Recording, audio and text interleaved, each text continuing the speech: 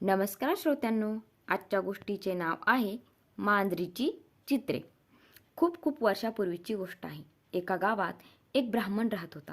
त्याचे नाव होते सुखदास. पण नावाप्रमाणे कधीच तो सुखात राहत नसे. कारण सुखदासाला एकंदर 10 मुले होती. तो आणि त्याची पत्नी या प्रपंचाचा गाडा ओढत होते.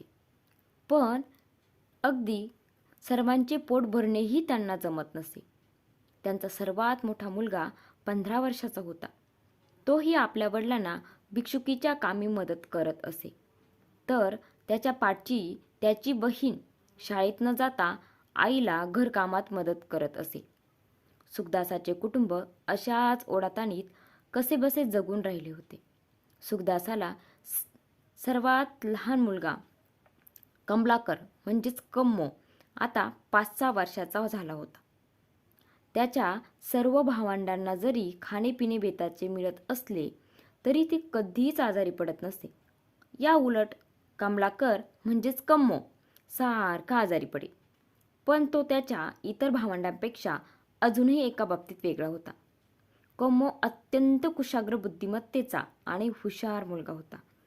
परंतु त्याच्या हुशारीचे कौतुक त्याच्या पालकांना अजिबात वाटत नसे. एकही दिवस कम्मो आपल्या आईवडिलांना किंवा भावंडांना कोणत्याही कामात मदत करू शकत नसे. एक दिवस सुखदासाला त्याचा शेजारी म्हणाला, "सुक्या, कम्मो अगदीच कुचकामाचा आहे. तो मोठा पंडित होऊ शकेल. तू त्याला गावाबाहेरच्या भैरोबाच्या मंदिरातील पुजाऱ्याकडे सोपव. ते पुजारी सेवादास खूप हुशार आहेत. कम्मो त्यांच्या तलामीत खूप शिकेल." सुखदासाला हा सल्ला पसंत पडला. दुसऱ्या दिवशीच तो कम्मोला घेऊन गावाबाहेरच्या देवळात दाखल झाला. तेथील पुजारी पंडित सेवादास अत्यंत अभ्यासू व परोपकारी वृत्तीचे होते. कम्मोबरोबर थोडा वेळ बोलल्यावर त्यांच्या लक्षात आले की खरोखर कम्मो हुशार आहे. त्याने सुखदासाला म्हटले, "सुखदास, तुझ्या या मुलाला मी ठेवून घेतो. आजपासून त्याला पूजापाठाच्या शिक्षणाबरोबर इतर शिक्षणही देऊन पाहतो. तुझ्या घराण्याचे नाव हा नक्कीच उज्ज्वल करेल." छोटा कम्मोही तेथे राहण्यास आनंदाने तयार झाला. त्यालाही आपल्या आईवडिलांच्या घरी राहण्याचा कंटाळा आला होता. दुसऱ्या दिवसापासून कम्मोचा नवा जीवनक्रम सुरू झाला. भल्या पहाटे उठून तो मंदिराच्या आवारातील बागेत असणारी फुले गोळा करून आणत असे. पूजेचे सर्व साहित्यही तयार ठेवीत असे. सेवादास यामुळे त्याच्यावर प्रसन्न असत. हळूहळू त्यांच्याबरोबर तो मंत्र म्हणण्यासही शिकला. देवळात येणारे भक्त तेथे फळे, नारळ, तांदूळ, पेढे असा नैवेद्य रोज ठेवून जात. त्यातच सेवादास व कम्मो यांचे जेवण होई. त्या देवळात दुधाचा नैवेद्यही अनेक भक्त लोक आणून ठेवीत असत. त्यामुळे अनेक मांजरी ते दूध पिण्यासाठी तेथे जमत. कम्मोने त्या तऱ्हेतऱ्हेच्या मांजरांना पाहून नवीनच प्रकार सुरू केला. दिसेल तेथे मिळेल ते साहित्य घेऊन तो मांजराची चित्रे काढीत असे. देवळाच्या भिंती, दारे, कट्टे, कुंपणाच्या भिंतीवर लहान मांजरे, मोठी मांजरे, मांजरांची पिल्ले, भांडणारी मांजरे, दूध पिणारी मांजरे, काळी मांजरे, पांढरी मांजरे याखेरीज दुसरे चित्रच सेवादासाला दिसेनात. त्यांनी कम्मोला खूप समजावले, "बेटा, आपण येथे देवाच्या दारी सेवा करायला आलो आहोत. इथे प्राण्यांची चित्रे काढू नकोस. तू हवी तेवढी देवादिकांची चित्रे काढ." कम्मोने काही दिवस आपल्या गुरुचे म्हणणे ऐकले. त्याने मांजराची चित्रे काढण्याचा मोह टाळला. कटाक्षाने तो देव, यक्ष, भक्त, देवांची पूजा करीत आहोत अशी चित्रे काढू लागला. कोळसे, विविध फुलांच्या पाकळ्यांचे रसही त्यासाठी तो वापरी. काही दिवस ठीक गेले. त्याला आपल्या गुरुकडून खूप नव्या नव्या गोष्टी शिकायला मिळाल्या. पण कम्मोचे विधिलिखित वेगळेच होते. 15-20 दिवसांनी त्याने परत मांजराची चित्रे काढायला सुरुवात केली. किती प्रयत्न केला तरी त्याला हा मोह आवरत नसे. लहान मांजरे, मोठी मांजरे, झोपलेली मांजरे, दूध पिणारे मांजरे, 1 ना 2 अशी चित्रे त्याने ओला कोळसा, गंध, हळद, कुंकू असे जिन्नस वापरून काढण्यास सुरुवात केली. कम्मोच्या हातात चांगले कसब होते, याबाबत शंकाच नव्हती. कम्मोचे प्रत्येक चित्र अत्यंत सुंदर वठलेले होते. परंतु सेवादासांना लक्षात आले की त्यांनी कम्मोला कितीही शिकवण्याचा प्रयत्न केला तरी त्याच्या वर्तनात बदल होणे कठीण आहे. त्यांनी कम्मोला आपल्याजवळ बोलावले व म्हटले, बेटा कम्मो, आजपर्यंत तुला सुधारण्याचा मी खूप प्रयत्न केला, परंतु तू झपाटल्यासारखा मांजराची चित्रे काढत आहेस. कदाचित या मागेही ईश्वराची काही योजना असावी. यामुळे मी मात्र तुला माझ्या जवळ ठेवून घेऊ शकत नाही. तू आपले सामान बांधून घे आणि बाहेरचे जग पाहण्यात जा. त्यातच तुझे हित आहे असे मी म्हणेल. परंतु मी काही गोष्टी सांगतो त्यातून नीटपणे लक्षात घे. कधीही रात्रीच्या वेळेस मोठ्या जागी झोपू नकोस. शक्यतो लहान जागा शोध. कम्मो खूपच खजील झाला. तो सेवादासांची क्षमा मागू लागला, परंतु ते त्याला म्हणाले, बेटा, मी तुझ्यावर अजिबात रागवलेलो नाही, पण तू एक चित्रकार होण्याचे नशीब घेऊनच जन्माला आला आहेस. तेव्हा तुझ्यात पुजारीत्व तरी कसे येईल? रात्रीच्या वेळेस मोठ्या जागा टाळ व शक्यतो लहान जागा शोध. हा कम्मोला सेवादासांनी केलेला उपदेशही अत्यंत गूढ व न समजणारा वाटू लागला, पण त्यांना त्याचा अर्थ विचारण्याचे धैर्य त्याच्यात नव्हते. जड मनाने आणि दुःखी अंतकरणाने कम्मोने आपले चंबू गाबाळे आवरले. वडिलांकडे परत गेले तर वडील आपल्याला रागवतील हे त्याला ठाऊक होते, म्हणून कम्मो वाट फुटेल त्या दिशेने चालू लागला. सेवादासांनी त्याच्याबरोबर तांब्यात पाणी, लाह्या, बत्तासे व थोडे खोबरे दिले होते. भूक लागली की त्यातील 2 घास तोंडात टाकून पाणी पिऊन कम्मो पुढे चालत असे. दिवसभर चालून चालून तो अतिशय दमला होता. त्याचं सारं अंग ठणठणत होतं. त्याने निवडलेला रस्ताही फार जंगलातून निर्जन प्रदेशातून जात होता. त्यामुळे कम्मोला कुठे विश्रांती घेण्यासाठी थांबता येत नव्हते. रविराज आता आपला रथ पश्चिमेकडे वळवून परतीच्या प्रवासाला लागले होते.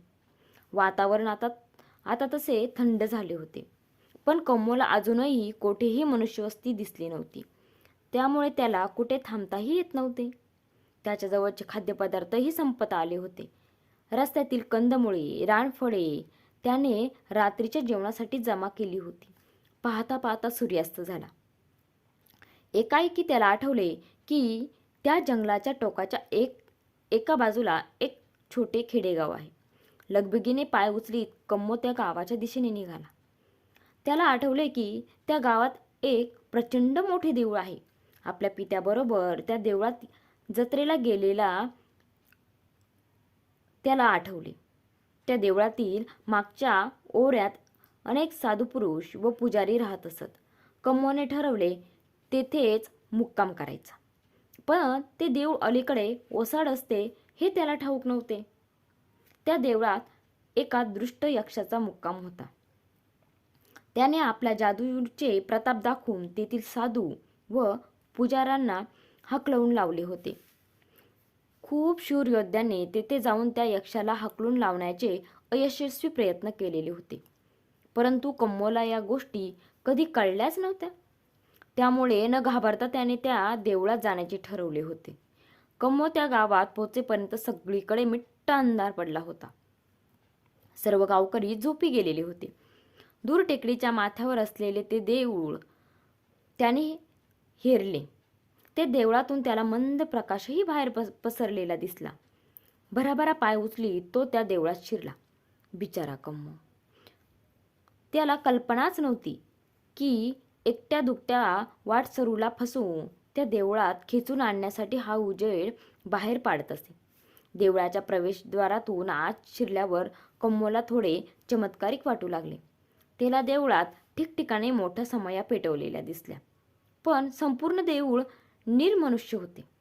त्याने पुजारी बुवा, पुजारी बुवा, पुजारी बुवा अशा हाका मारल्या, पण त्याला कोणीही उत्तर दिले नाही की कोणी पुढे आले नाही. त्याला वाटले कुणीतरी येऊन आपल्याला उत्तर देईन.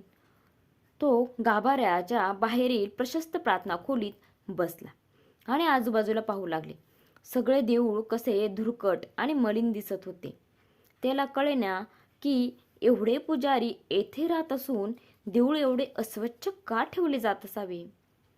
त्याचे लक्ष प्रार्थनागृहातील मोठमोठ्या पांढऱ्या पडद्यांकडे गेले. कम्मो दमला होता, तरीही त्या पांढऱ्या पडद्यावर चित्रे काढण्याचा मोह त्याला आवरला नाही. त्याने भराभरा त्या पांढऱ्या पडद्यावर मांजरांची मोठमोठी चित्रे काढली. जवळच्या कोळशाच्या तुकड्याने त्याने ही चित्रे काढायला सुरुवात केली. काही चित्रे काढून झाल्यावर मात्र तो पेंगू लागला. त्याला दिवसभराच्या चालण्यामुळे अत्यंत थकवा आला होता. त्याने त्या मोठ्या हॉलमध्येच झोपण्याचे ठरवले. त्याला एकाकी सेवादासांचे शब्द आठवले की रात्रीच्या वेळी मोठ्या व मोकळ्या जागेत झोपू नकोस. त्याला हा उद्देश का दिला गेला असावा हे समजले नव्हते, तरीही त्याने पालन करण्याचे ठरवले. त्याला अजूनही देवळात कुणाची चाऊल लागली नव्हती, म्हणून त्याने लहान जागा शोधण्यासाठी इकडे तिकडे बघितले. त्याला तेथे एक शिसवीचे कपाट दिसले. त्याने ते उघडून पाहिले तर ते रिकामे होते. त्यामुळे त्याने त्यातच झोपण्याचे ठरवले. आत शिरून त्याने कपाटाचे दार बंद केले. त्याला लगेच झोप लागली. कधीतरी मध्यरात्री त्याला खूप भयकारक आवाजाने जाग आली. कोणीतरी आपापसात भांडत आणि ओरडत होते. कम्मो त्या चित्काराने खूपच घाबरला. कपाटाच्या दाराच्या फटीतून बाहेर पाहण्याचा प्रयत्नही त्याने केला नाही.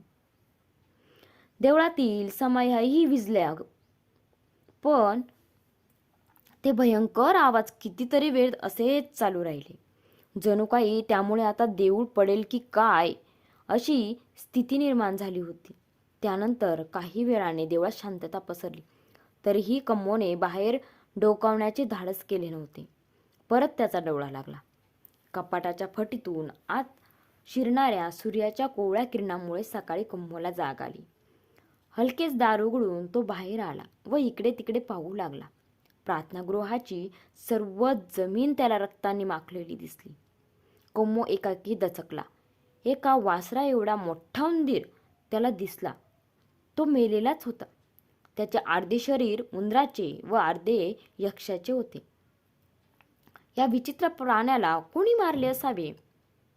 पऱ्यांच्या राज्यात दृष्टपणाने वावरणाऱ्या यक्षांना असाच कोणता तरी प्राणी बनण्याचा शाप परीराणी देत असे. त्यामुळे हा शापित यक्ष येथे राहत असावा. त्याच्या भीतीने सर्व पुजारी व साधू पळून गेले असावेत हेही त्याने ओळखले. कम्मोच्या लक्षात आले की त्या हॉलच्या पडद्यावर रात्री त्याने काढलेल्या विविध मांजरांच्या जागा व ढबी बदलल्यासारख्या दिसत होत्या. त्यांच्या मिशांवर आणि पंजांवर त्याला रक्ताचे डाग दिसले.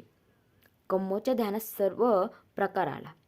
त्याने काढलेल्या मांजरांचेच रात्री त्या दृष्ट व मायावी यक्षाबरोबर खूप भांडण झाले होते. त्याचेच आवाज रात्री त्याच्या कानांवर पडले होते. त्याने मनोमन सेवादासांचे आभार मानले.